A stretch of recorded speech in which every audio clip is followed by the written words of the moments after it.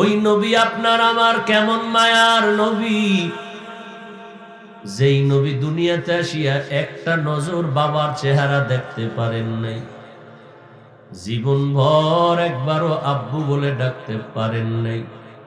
6 বছরে মা হারা আমার নবী অসহায়, 8 বছরে নবী দাদা আব্দুল মুত্তালিবেরও হারায়া বড় অসহায়।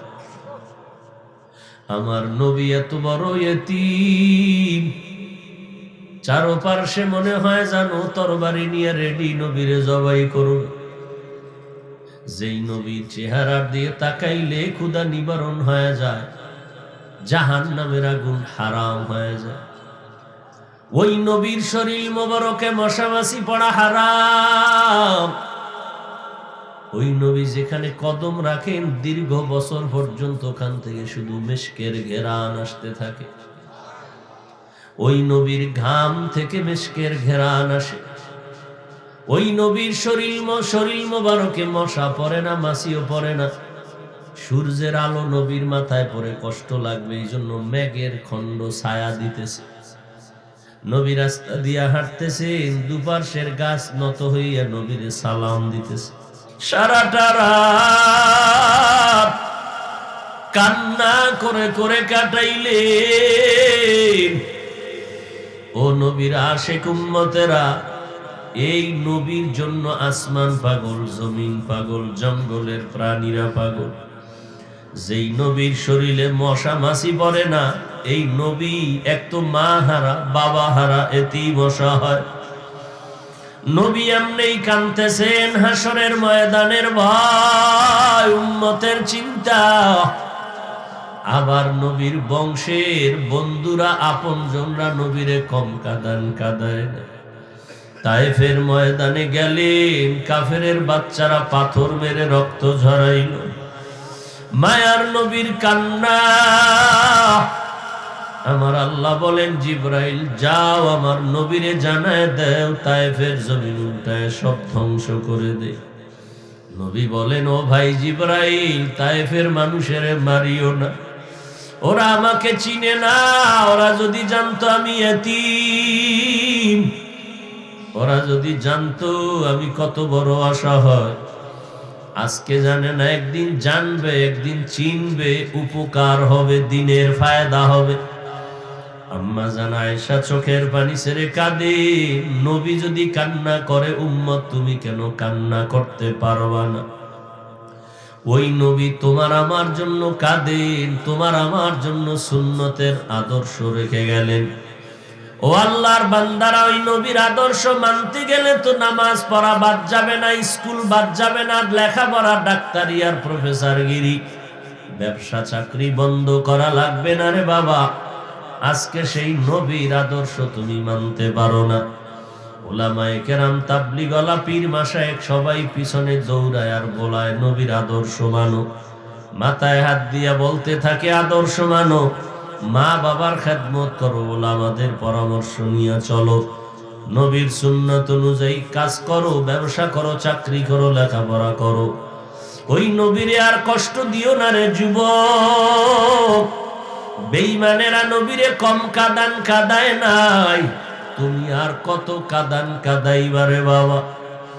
এখন থেকে তওবা করো, জাহান্নামের আগুন থেকে নিজেরে বাঁচাও, গুনাহ থেকে নিজেকে বাঁচাও। যদি গুনাহ হইয়াই থাকে, আমার মাওলাকে ডাকো আর বলো, দয়ার মালিক, মানুষ আমাকে মাওলানা বলিয়া কত সম্মানের চেয়ারে বসাইল, অথচ কেউ জানে না আমি কত বড় গুনাহগার।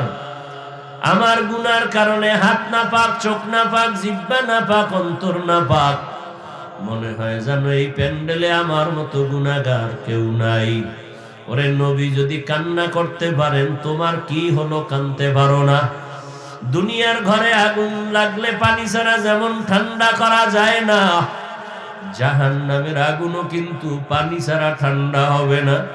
তবে জানিয়া রাখিও বেপর্দাওয়ালা ভাইরা, বোনেরা, যুবকেরা, গান বাজনা শুননেওয়ালারা, জাহান্নামের আগুনও পানি ছাড়া ঠান্ডা হবে না। তবে ওই পানি কিন্তু নদীর পানি না, জমজমের পানি না, আবে হায়াতের পানি না। ওই জাহান্নামের আগুন নিভানোর পানি হলো একমাত্র চোখের 2 ফোঁটা পানি। গুনার কথা স্মরণ করি, একটু 2টা চক্ষু বন্ধ করে আমার মালিকের ডাক দাও আর বলো, দয়ার মাওলা,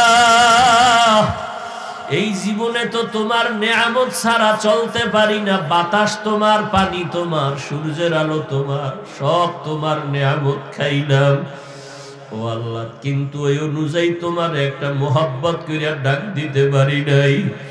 আব্বা জানেরে যত মায়া কইরা ডাকছি, মায়েরে যত আদর কইরা ডাকছি, নিজে ছেলে পাইয়া ছেলের যত আদর কইরা ডাকছি, মেয়েরে যত আদর করে ডাকছি, ওই মাওলা যিনি আমার হায়াতের মালিক, আমার ইজ্জতের মালিক, আমার রিজিকের মালিক, আমি হাঁটতে জানতাম না, মাওলা আমারে হাঁটার শক্তি দিলেন। আমি কথা বলতে পারতাম না, কথা বলার শক্তি দিলেন। আমার টাকা ছিল না, মাওলায় টাকা দিলেন। সম্মান ছিল না, মাওলায় সম্মান দিলেন। ওই মাওলারে তো একবার মোহাব্বত করে ডাক দিতে পারি নাই। কত বড় নিমক হারাম হয়ে গেছি।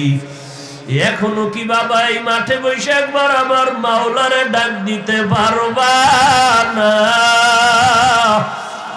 ওরে কপাল পোড়া, এত নিষ্ঠুর কেন হইছো? বাসায় গিয়া গরমে ফ্যানের বাতাস ছাড়া ঘুমাইতে পারো না। ও বাবা, মশার কামড় সইতে পারো না, মশারি টানাইয়া ঘুমাও। ওরে গুনাহগার হইয়া যদি অন্ধকার কবরে যাও, ওই কবরে পোকামাকড় যখন আঘাত শুরু করবে, কই বাবা মশারি? ওই কবরে যখন মাটির চাপ শুরু হয়ে যাবে আর জাহান্নামের আগুন, কই পাবা ফ্যানের বাতাস? দুনিয়াদারি কিছুই না। যারা টাকার পাগল হইল, কেউ তো টাকা নিয়ে কবরে যেতে পারলো না। যারা ক্ষমতার পাগল, এরা তো চিরদিন ক্ষমতার চেয়ারে থাকতে পারলো না, বরং একদিন বেইজ্জতি হইয়া নাইমা গেল। দুনিয়াতে যারা বাড়ির পাগল, দেখো তাকাইয়া, কেউ বাড়িতে থাকতে পারলো না। সাদা কাপনের প্যাকেটে পেঁচাইয়া আপন সন্তানেরা নামাইয়া কবরে বিদায় দিয়ে দিল রে গোলাম। যারা টাকার পাগল, টাকা নিয়ে কবরে যেতে পারলো না। অতএব দুনিয়া দুনিয়া করে লাভ নাই, মাওলার মোহাব্বতের মালা গলায় লাগাও। ওয়াকুদুহান নাস ওয়াল হিজারাহ, জাহান্নামের আগুনের ইন্ধন হবে মানুষ আর পাথর। এবং সেখানে যেই ফেরেশতারা থাকবে দায়িত্বে, এরা খুব কঠোর অন্তরওয়ালা, পাথরের থেকেও শক্ত অন্তর। আল্লাহ যখন কইবে খালি পিডাও, পিডাইতেই থাকবে। আল্লাহ না করা পর্যন্ত আর থামবে না, কঠিন। এই জন্য রসুল হাদিসে বলেন, আলা সাবধান হে উম্মত, কুল্লুকুম রাঈন, তোমরা প্রত্যেকেই দায়িত্বশীল, অকুল্লুকুম মাসউলুন আন রাইয়াতিহি, এবং আল্লাহর কাছে দায়িত্বের কারণে জবাবদিহিতার কাঠগড়ায় প্রত্যেককেই হাজির হতে হবে। সাহাবী জিজ্ঞাসা করলেন, দায়িত্বশীল কারা, কার উপর? নবীজি বললেন, যার অধীনে যারা থাকে, অধীনস্থদের কর্তা যিনি, সে দায়িত্বশীল। যেমন মা বাবা সন্তানের দায়িত্বশীল, কারণ সন্তান মা বাবার অধীনেই থাকে। ছাত্ররা শিক্ষকদের অধীন, অতএব সমস্ত শিক্ষক সমস্ত ছাত্রদের দায়িত্বশীল। স্ত্রীর জন্য স্বামী দায়িত্বশীল, মুসল্লিদের জন্য ইমাম খতিব দায়িত্বশীল, ওয়ার্ডের জন্য মেম্বার দায়িত্বশীল, ইউনিয়নের জন্য চেয়ারম্যান দায়িত্বশীল, গোটা দেশের জন্য সরকার দায়িত্বশীল, উম্মতে মুসলিমার জন্য উলামায়ে আহলে হক দায়িত্বশীল। আল্লাহ কি বলেন, এই দায়িত্বশীলরা, তোমার দায়িত্ব কিন্তু 2টা। 1 নাম্বার, তুমি জাহান্নাম থেকে বাঁচবা। 2 নম্বরে তোমার আহালকে বাঁচাবা। মা বাবার আহালকে সন্তান, শিক্ষকের আহাল ছাত্র, স্বামীর আহাল স্ত্রী। অতএব মা বাবা জাহান্নাম থেকে আগে নিজে বাঁচো, দ্বিতীয় দায়িত্ব সন্তানকে বাঁচাও। শিক্ষকরা জাহান্নাম থেকে নিজেকে বাঁচাবেন, দ্বিতীয় দায়িত্ব ছাত্রদেরকে বাঁচাবেন। প্রত্যেক স্বামী জাহান্নাম থেকে নিজেকে বাঁচাবেন, জাহান্নাম থেকে নিজে বাঁচো, অন্যকেও বাঁচাও। অন্য বলতে আহাল। কিয়ামতের দিন এই দায়িত্বের অবহেলার কারণে বহু মা বাবা জাহান্নামে যাবে, বহু স্বামী জাহান্নামে যাবে স্ত্রীকে না বাঁচানোর কারণে। আর নিজের গুনাহ থাকলে তো উপায় নেই। এখন জাহান্নাম হইল মরার পরে হাসরের মাঠে কত দূর, এখন বাঁচবো কেমনে? একটা লোকের সামনে সাপ, তারে বললাম এই সাপ দূরে সরো। জাহান্নাম তো নগদ না, বহুত পরে মরবেন, জানাজা হবে, কবরে দাফন করবে, এরপরে সুয়াল জবাব, এরপরে কঠিন জাহান্নাম তো হাসরের দিনে বহুত দেরি। এখন বাঁচবো কিভাবে? মুফাসসিরিনে কেরাম বলেন যে কাজ করলে জাহান্নামে যেতে হবে, সেই কাজ থেকে বাঁচো। ওই কাজের নাম গুনাহ। ওই কাজের নাম কি? গুনাহ, অপরাধ, জুলুম। ওয়া আম্মা মান খাফা মাকামা রাব্বিহি ওয়া নাহান নাফসা আনিল হাওয়া ফাইন্নাল জান্নাতা হিয়াল মাওয়া। আল্লাহ বলেন হাসরের ময়দানে আমি রবের সামনে দাঁড়াইয়া হিসাব দেওয়ার ভয়ে যারা গুনাহ থেকে নিজেকে বাঁচাবে, কিসের থেকে? গুনাহের থেকে নিজেকে বাঁচাবে, আমি আল্লাহ ওয়াদা করলাম তার ঠিকানা হবে জান্নাতুল মাওয়া। কেমন জান্নাত? যেখানে শান্তি আর শান্তি, কোনো অশান্তি। হর কে দারাত খৌফে হক দরদিল মাদাম জান্নাতুল মাওয়া দেহদ উরা মাকাম জুজবা হক চিজে মখা আজ ইনসো যা ফজলে উআ মস্তে দরজুম লা জাহা। জাহান্নাম কি বুঝেননি? জাহান্নাম আসলে কি? সূর্য, বরফ, কি? আগুন। আগুন কি? দুনিয়া তো আগুন আছে না? জাহান্নামেরও আগুন, দুনিয়ারও। এটাও কি? ব্যবধান আছে না নাই? এক নাম্বার ব্যবধান, দুনিয়ার আগুনে মানুষের বেশিরভাগ উপকার করে, মাঝে মাঝে ক্ষতি করে। উপকার করে না? খানা পাকাই কি দিয়া? আগুন দিয়া। আবার মার্কেট জ্বালায় দেয় কি দিয়া? দুনিয়ার আগুন মাঝে মাঝে ক্ষতি করে, বেশিরভাগ উম্মতের উপকার করে। জাহান্নামের আগুন একটা সেকেন্ডের জন্য কারো কোনো উপকার হবে না। দ্বিতীয় ব্যবধান, দুনিয়ার আগুন জ্বালাবার জন্য নরম নরম জিনিস, খেরকুটা কেরোসিন লাগে। আর জাহান্নামের আগুন প্রজ্বলিত করার জন্য লাগবে শক্ত জিনিস। সেই জিনিস কি? আল্লাহ বলেন মানুষ আর পাথর।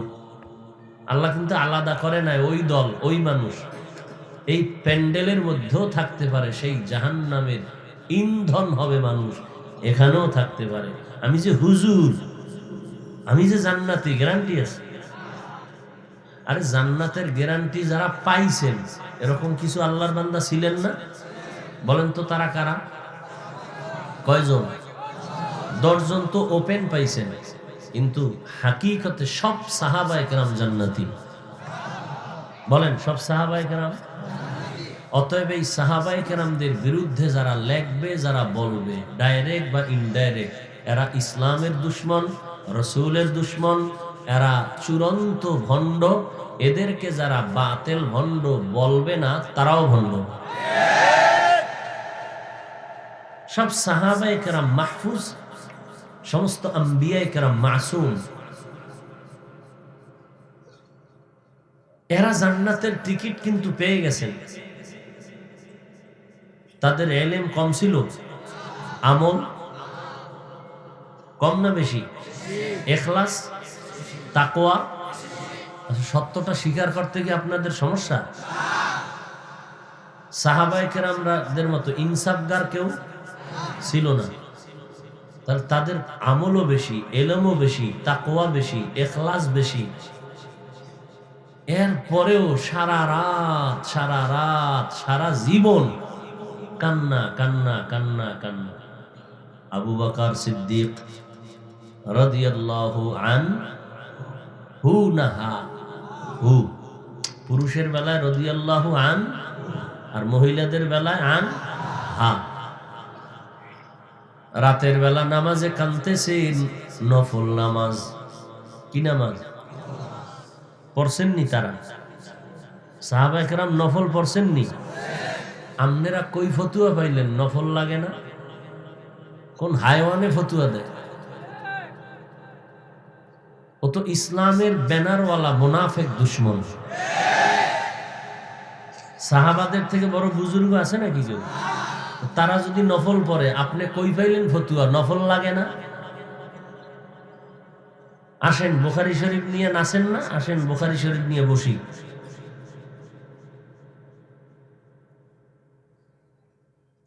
এই যারা বলে নফল টফল লাগে না, ওলিয়া উলিয়া লাগে না, এরা কোরআন শরীফেরও দুশমন, বুখারী শরীফেরও দুশমন।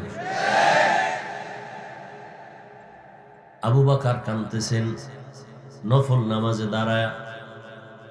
নবী বলেন, কেন কাঁদলেন?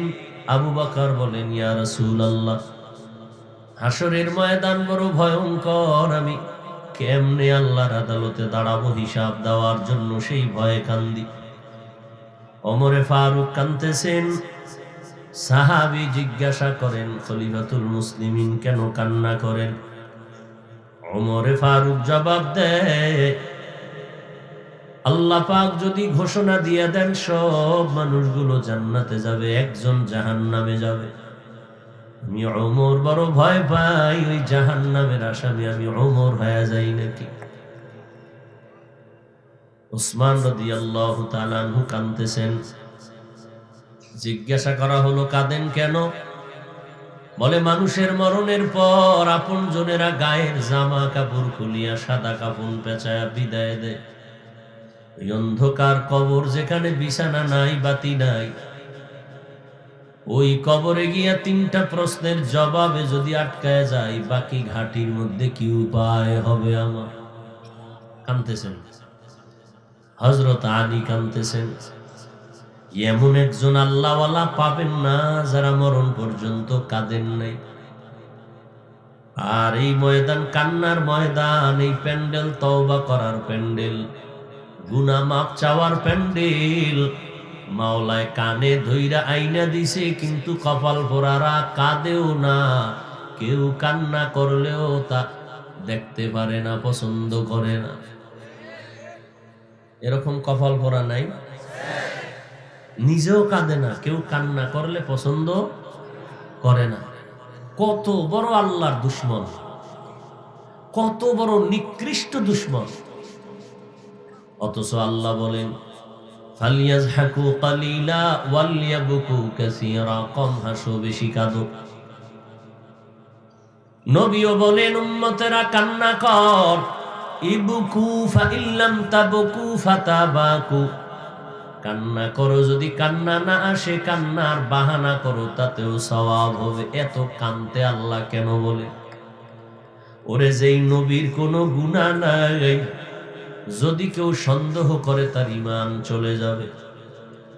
ওই নবী আপনার আমার কেমন মায়ার নবী, যেই নবী দুনিয়াতে আসিয়া একটা নজর বাবার চেহারা দেখতে পারেন নাই, জীবন ভর একবারও আব্বু বলে ডাকতে পারেন নাই। 6 বছরে মা হারা আমার নবী অসহায়, 8 বছরে নবী দাদা আব্দুল মুত্তালিবেরও হারায়া বড় অসহায়। আমার নবী এত বড় ইতিম, চারপাশে মনে হয় জানো তরবারি নিয়ে রেডি, নবীরে জবাই করুন। যেই নবীর চেহারার দিয়ে তাকাইলে ক্ষুধা নিবারণ হয়ে যায়, জাহান্নামের আগুন হারাম হয়ে যায়। ওই নবীর শরীর মোবারকে মশামাছি পড়া হারাম। ওই নবী যেখানে কদম রাখেন, দীর্ঘ বছর পর্যন্ত ওখান থেকে শুধু মিশকের ঘেরান আসতে থাকে। ওই নবীর ঘাম থেকে মিশকের ঘেরান আসে। ওই নবীর শরীর মোবারকে মশা পড়ে না, মাছিও পড়ে না। সূর্যের আলো নবীর মাথায় পড়ে কষ্ট লাগবে, এই জন্য মেঘের খণ্ড ছায়া দিতেছে। নবী রাস্তা দিয়া হাঁটতেছেন, দুপার্শ্বের গাছ নত হইয়া নবীরে সালাম দিতেছে। জঙ্গলের প্রাণীরা নবীরে সালাম জানায়। তারপরেও নবী আম্মা জান আয়েশা রাদিয়াল্লাহু তাআলা আনহা বলেন, মায়ার নবী দেখি একদিন আমার হুজরার মধ্যে আসলেন। সাহাবায়ে কেরাম আম্মা জানের একদিন বলে, ও আম্মা জান, নবীজিকে অনেক দেখছেন, অনেক ঘটনা আপনি জানছেন, একটু আশ্চর্য ধরনের ঘটনা আমাদের শুনাইবেন। আম্মা জান পাল্টা প্রশ্ন করলেন, ও সাহাবায়ে কেরাম, নবীজির এমন কোনটা আছে যেটা আশ্চর্য না? নবীর জীবনের এমন কোনটা আছে ঘটনা যেটা আশ্চর্য না? সবই তো আশ্চর্য। তবে শুনেন একটা ঘটনা আমি বলি। আম্মা জান আয়েশা রাদিয়াল্লাহু আনহা চোখের পানি ছেড়ে বলতেছে, একদিন ঈশার নামাজ পড়ে নবী আমার হুজরায় আসছেন। দেখলাম নবী মুস্কি হাসেন, আর আমাকে বলছেন, ও হুমায়রা, ও আবু বকরের মেয়ে, আজকের রাত্রটার জন্য আমাকে একটু রুখসত দিবেন নি, আমার একটু ছুটি দিবেন নি। চিন্তা করছেন কেমন মায়ার নবী আমার? আম্মা জান আয়েশা রাদিয়াল্লাহু আনহা ভাবলেন, মনে হয় যেন নবী আমার ঘর থেকে বের হইয়া ভিন্ন কোন স্ত্রীর ঘরে চলে যাবে। আমিও হাসি মুখে বললাম, নবী আপনি কি বললেন? আমাকে লজ্জা দিবেন না। আপনার যা মনে চায় আমি প্রত্যেকটা আপনার কাজে খুশি সবসময়ের জন্য। ও সাহাবারা, নবী আমার থেকে ছুটি নিয়া ভাবলাম ভিন্ন কোন বিবির ঘরে যাবে, দেখলাম গেলেন না। বরং আমার এই ছোট্ট একটা হুজরা আমি শুইয়া আছি, নবী এক পাশে দাঁড়ায় গেছেন নামাজে দাঁড়াইয়া হাতটা বেঁধে কান্নার আওয়াজ। এত পরিমাণ নবী কাঁদতেছেন, আমি আয়েশা চুপচাপ আমি দেখতেছি নবীর কান্না। ঘরে কোনো বাতি নাই, কারণ আমি আয়েশার ঘরে নবীর চেহারার আলোতে কোনো বাতির প্রয়োজন হয় না। নামাজে দাঁড়ায় রহমতের নবী কান্নার আওয়াজ। এত কাঁদতেছেন আর কাঁদতেছেন, আমি আয়েশা তাকায় দেখি দাড়ি মোবারক ভিজে ভিজে পানি পড়তেছে।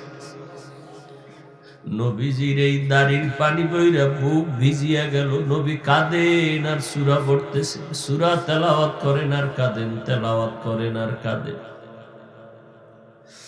দীর্ঘ টাইম রুকু নাই, সেজদা নাই, দাঁড়ায় দাঁড়ায় তেলাওয়াত, তেলাওয়াত আর তেলাওয়াত আর কান্নার আওয়াজ। অনেক টাইম অতিবাহিত হয়ে গেল, আমি নড়াচড়া করি না, দেখি আমার মায়ার নবী কি করে। দীর্ঘ টাইম দাঁড়ানোর পর, কান্নার পর, এই সবে মাত্র রুকুতে চলে গেলে। রুকুতে যাইয়া আর মাথা উঠান না, সেখানেও শুধু কান্নার আওয়াজ। গলা কাটা মুরগির মতো যেন কি যেন ছটফট করে কাঁদে আর হারায় ফেলছে। ওই রুকুর থেকে আর মাথা উঠান না, শুধু কান্না কান্না কান্না। দীর্ঘ সময় রুকুর পরে নবী মাথা মোবারক উঠায় দাঁড়াইনি। দীর্ঘ রাত চলে গেল, অনেক টাইম হয়ে গেল, মাত্র প্রথম রাকাতের প্রথম সেজদায় চলে গেল। প্রথম সেজদায় গিয়া এই যে কান্নার আওয়াজ, এত কান্না, সেজদা থেকে আর মাথা উঠান না, শুধু কান্না আর কান্না। প্রথম রাকাতের মাত্র প্রথম সেজদা দিছেন, এখনো দ্বিতীয় সেজদা দেন নাই। এক সেজদায় কাঁদতেছেন, কাঁদতে কাঁদতে কাঁদতে কাঁদতে এতটা টাইম চলে গেল। হঠাৎ করে হুজরার পাশে বেলালের আওয়াজ। বেলাল রাদিয়াল্লাহু আনহু আয়েশা বলেন, ইয়া রাসূলুল্লাহ, আপনি কেমন আছেন? ফজরের সময় কাছে, তাড়াতাড়ি প্রস্তুতি নেন। আম্মা জান আয়েশা বলেন, মাত্র নবী প্রথম রাকাতের প্রথম সিজদায় আছেন, এখনো দ্বিতীয় সিজদা দেন নাই। বেলাল আওয়াজ দিছে ফজর কাছাকাছি। সারাটা রাত কান্না করে করে কাটাইলেন। ও নবীর আশিক উম্মতেরা, এই নবীর জন্য আসমান পাগল, জমিন পাগল, জঙ্গলের প্রাণীরা পাগল। যেই নবীর শরীরে মশা মাছি পড়ে না, এই নবী এক তো মা হারা, বাবা হারা, এতেই মশা হয়। নবী এমনি কাঁদতেছেন হাসরের ময়দানের ভয়, উম্মতের চিন্তা। আবার নবীর বংশের বন্ধুরা, আপনজনরা নবীরে কম কাঁদায় না। তায়েফের ময়দানে গেলেন, কাফেরের বাচ্চারা পাথর মেরে রক্ত ঝরাইল। মায়ার নবীর কান্না। আমার আল্লাহ বলেন, জিবরাইল যাও আমার নবীরে জানায় দাও, তায়েফের জমিন উল্টায় সব ধ্বংস করে দে। নবী বলেন, ও ভাই জিবরাইল, তায়েফের মানুষের মারিও না, ওরা আমাকে চিনে না। ওরা যদি জানতো আমি এতিম, ওরা যদি জানতো আমি কত বড় অসহায়, আজকে জানে না, একদিন জানবে, একদিন চিনবে, উপকার হবে, দিনের ফায়দা হবে। আম্মা জান আয়েশা চোখের পানি ছেড়ে কাঁদে। নবী যদি কান্না করে, উম্মত তুমি কেন কান্না করতে পারবা না? ওই নবী তোমার আমার জন্য কাঁদেন, তোমার আমার জন্য সুন্নতের আদর্শ রেখে গেলেন। ও আল্লাহর বান্দারা, ওই নবীর আদর্শ মানতে গেলে তো নামাজ পড়া বাদ যাবে না, স্কুল বাদ যাবে না, লেখাপড়া, ডাক্তারি আর প্রফেসরগিরি, ব্যবসা চাকরি বন্ধ করা লাগবে না রে বাবা। আজকে সেই নবীর আদর্শ তুমি মানতে পারো না। ওলামায়ে কেরাম, তাবলীগওয়ালা, পীর মাশায়েখ সবাই পিছনে দৌড়ায় আর বলায় নবীর আদর্শ মানো। মাথায় হাত দিয়া বলতে থাকে আদর্শ মানো, মা বাবার খেদমত করো, ওলামাদের পরামর্শ নিয়ে চলো, নবীর সুন্নাত অনুযায়ী কাজ করো, ব্যবসা করো, চাকরি করো, লেখাপড়া করো। ওই নবীরে আর কষ্ট দিও না রে যুবক। বেঈমানেরা নবীরে কম কাদায় নাই, তুমি আর কত কাদাইবারে বাবা। এখন থেকে তওবা করো, জাহান্নামের আগুন থেকে নিজেরে বাঁচাও, গুনাহ থেকে নিজেকে বাঁচাও। যদি গুনাহ হইয়াই থাকে, আমার মাওলাকে ডাকো আর বলো, দয়ার মালিক, মানুষ আমাকে মাওলানা বলিয়া কত সম্মানের চেয়ারে বসাইলো, অথচ কেউ জানে না আমি কত বড় গুনাহগার। আমার গুনার কারণে হাত না পাক, চোখ না পাক, জিহ্বা না পাক, অন্তর না পাক। মনে হয় যেন এই প্যান্ডেলে আমার মতো গুনাহগার কেউ নাই। ওরে নবী যদি কান্না করতে পারেন, তোমার কি হলো কানতে পারো না? দুনিয়ার ঘরে আগুন লাগলে পানি ছাড়া যেমন ঠান্ডা করা যায় না, জাহান্নামের আগুনও কিন্তু পানি ছাড়া ঠান্ডা হবে না। তবে জানিয়া রাখিও, বেপর্দাওয়ালা ভাইরা, বোনেরা, যুবকেরা, গান বাজনা শুননেওয়ালারা, জাহান্নামের আগুনও পানি ছাড়া ঠান্ডা হবে না। তবে ওই পানি কিন্তু নদীর পানি না, জমজমের পানি না, আবে হায়াতের পানি না। ওই জাহান্নামের আগুন নিভানোর পানি হলো একমাত্র চোখের 2 ফোঁটা পানি। গুনার কথা স্মরণ করি, একটু 2টা চক্ষু বন্ধ করে আমার মালিকের ডাক দাও আর বলো, দয়ার মাওলা, এই জীবনে তো তোমার নেয়ামত ছাড়া চলতে পারি না। বাতাস তোমার, পানি তোমার, সূর্যের আলো তোমার, সব তোমার নেয়ামত খাইলাম। ও আল্লাহ, কিন্তু এই অনুযায়ী তোমার একটা মোহাব্বত কইরা ডাক দিতে পারি নাই। আব্বা জানেরে যত মায়া কইরা ডাকছি, মায়েরে যত আদর কইরা ডাকছি, নিজে ছেলে পাইয়া ছেলের যত আদর কইরা ডাকছি, মেয়েরে যত আদর করে ডাকছি, ওই মাওলা যিনি আমার হায়াতের মালিক, আমার ইজ্জতের মালিক, আমার রিজিকের মালিক, আমি হাঁটতে জানতাম না, মাওলায় আমারে হাঁটার শক্তি দিলেন। আমি কথা বলতে পারতাম না, কথা বলার শক্তি দিলেন। আমার টাকা ছিল না, মাওলায় টাকা দিলেন। সম্মান ছিল না, মাওলায় সম্মান দিলেন। ওই মাওলারে তো একবার মোহাব্বত করে ডাক দিতে পারি নাই, কত বড় নিমক হারাম হয়ে গেছি। এখনো কি বাবা এই মাঠে বসে একবার আমার মাওলারে ডাক দিতে পারবা না? ওরে কপাল পোড়া, এত নিষ্ঠুর কেন হইছো? বাসায় গিয়া গরমে ফ্যানের বাতাস ছাড়া ঘুমাইতে পারো না। ও বাবা, মশার কামড় সইতে পারো না, মশারি টানাইয়া ঘুমাও। ওরে গুনাহগার হইয়া যদি অন্ধকার কবরে যাও, ওই কবরে পোকামাকড় যখন আঘাত শুরু করবে, কই বাবা মশারি?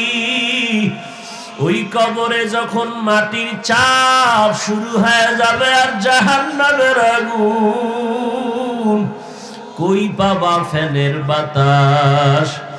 দুনিয়াদারি কিছুই না। যারা টাকার পাগল হইল, কেউ তো টাকা নিয়ে কবরে যেতে পারলো না। যারা ক্ষমতার পাগল, এরা তো চিরদিন ক্ষমতার চেয়ারে থাকতে পারলো না, বরং একদিন বেইজ্জতি হইয়া নাইমা গেল। দুনিয়াতে যারা বাড়ির পাগল, দেখো তাকাইয়া কেউ বাড়িতে থাকতে পারলো না। সাদা কাপনের প্যাকেটে পেঁচাইয়া আপন সন্তানেরা নামাইয়া কবরে বিদায় দিয়ে দিল রে গোলাম। যারা টাকার পাগল, টাকা নিয়ে কবরে যেতে পারলো না। অতএব দুনিয়া দুনিয়া করে লাভ নাই, মাওলার মোহাব্বতের মালা গলায় লাগাও। সুন্নাত অনুযায়ী চলো রে যুবক। স্কুলে পড়ো, কলেজে পড়ো, ডাক্তার হও, ইঞ্জিনিয়ার হও, প্রফেসর হও, মাওলারে ভুলিও না, নবীর আদর্শের বাহিরে চলিও না। মা বাবার দোয়া নিয়ে, আলেম ওলামাদের পরামর্শ নিয়ে চলো, সুন্নাত অনুযায়ী চলো। জবান দিয়া গালি দিও না, গীবত করিও না, হাতের দ্বারা গুনাহ করিও না। কারো উপকার করতে পারো আর না পারো ক্ষতি করিও না। কারো প্রশংসা করতে পারো আর না পারো বদনাম বলিও না। নেক আমল করতে পারো আর না পারো গুনাহ করিও না রে বাবা। পেছনে যত গুনাহ হইছে, আমার মাওলাকে ডাকো আর ক্ষমা চাও। আর আল্লাহকে বলো, আল্লাহ আমার কপাল বুঝি খারাপ, তোমার আযাবের ভয় আমার ডানে কত বান্দার চোখে পানি, তোমার আযাবের ভয় আমার বামে কত বান্দার চোখে পানি, অথচ আমার চোখে পানি নাই, আমার কপাল খারাপ। অন্তরটা পাথর থেকে শক্ত হয়ে গেছে, চোখে কেন পানি আসবে না রে বাবা? মাওলায় বুঝি গুনার কারণে বেজার হয়ে গেছে। তাড়াতাড়ি তওবা করো, মা বাবার দোয়া নাও, তওবা করো, দিলটারে নরম বানাও। কান্না না আসলে যে কাঁদে তার কাছে হাত বাড়াইয়া দোয়া চাও।